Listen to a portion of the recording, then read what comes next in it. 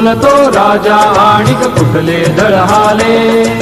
प्रारंभी जे अद्भुत वाटे गहन भीती दारी. या विश्वाचा स्वभाव कळता भय उरले नाही. या दुनियेचे मर्मन कळता जगणे केवळ फुका. जे दिसते ते असेच काही